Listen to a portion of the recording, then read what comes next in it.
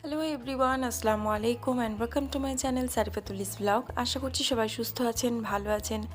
আজ একটা নতুন ভিডিও নিয়ে আবার চলে আসলাম আপনাদের সঙ্গে। রমজান মাসে কিন্তু বিস্কিটস খুব ওয়েস্ট হয়, তো জমে থাকা আগের বিস্কিটসগুলোকে ভাবলাম একটু কাজে লাগাই। তো ভাবলাম সেই ভিডিওটা আপনাদের সঙ্গে শেয়ার করি যাতে আপনাদেরও সুবিধা হয়। তো আমার ছোট বেবিটাকে কিন্তু এখানে চকলেটগুলো খেয়ে নিয়েছে আর এই বিস্কিটগুলো পড়ে রয়েছে।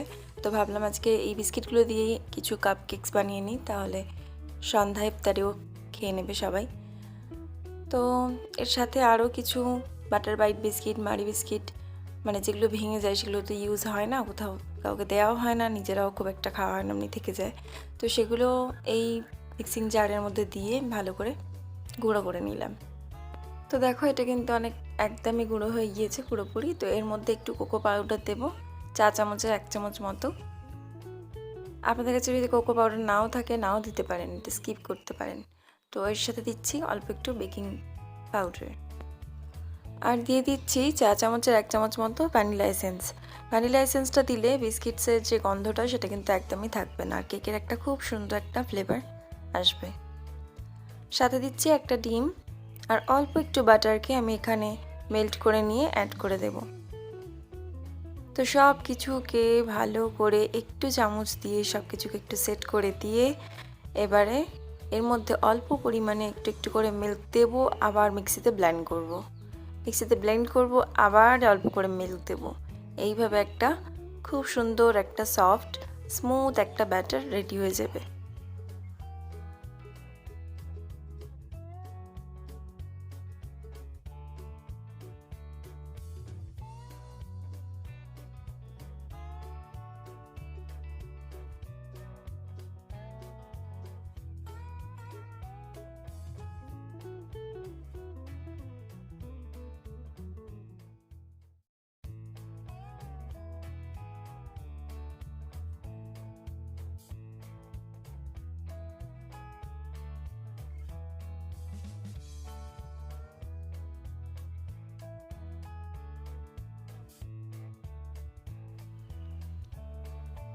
তো এইভাবে দেখো একটা খুব সুন্দর এখানে ব্যাটার রেডি হয়ে গেছে।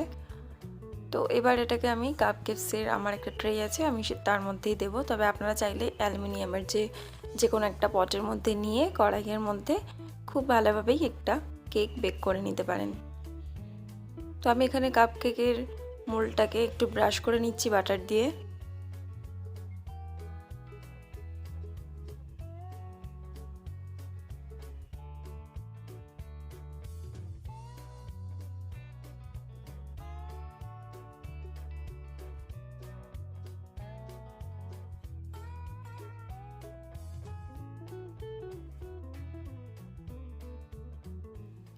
আর সাথে দিচ্ছি অল্প একটু করে চকলেট দিলে না এর ফ্লেভারটা, যে টেস্টটা, সেটা একটু বেড়ে যায়, আর বাচ্চারাও বেশ পছন্দ করে।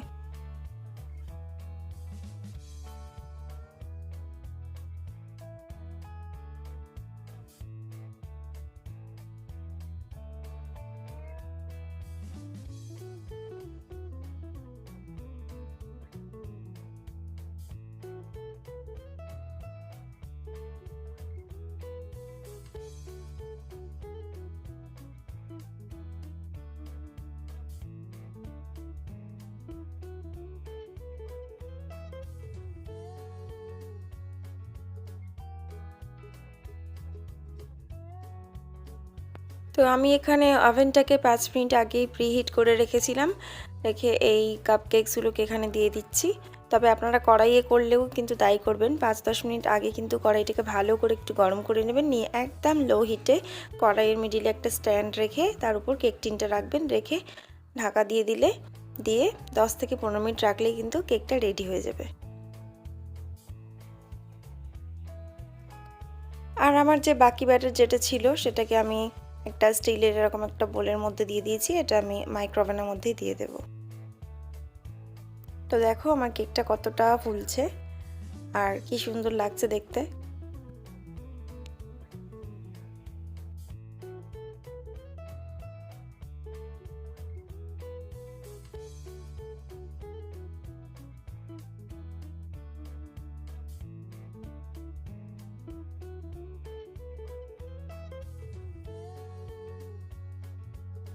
তো একটা নাইফ দিয়ে আমি টেস্ট করে নিলাম, এটা কিন্তু একদমই পারফেক্টভাবেই ফুলেছে। তো আশা করছি আজকে এই ভিডিওটা আপনাদের ভালো লেগে থাকবে, আর ভালো লেগে থাকলে অবশ্যই কিন্তু সাবস্ক্রাইব করে একটা শেয়ার করতে একদমই ভুলবেন না। সো আবার দেখা হবে নতুন কোনো ভিডিও নিয়ে আপনাদের সঙ্গে। ততক্ষণ ভালো থাকবেন, সুস্থ থাকবেন, আমাদের জন্য দোয়া করবেন। Thank you for watching and tata.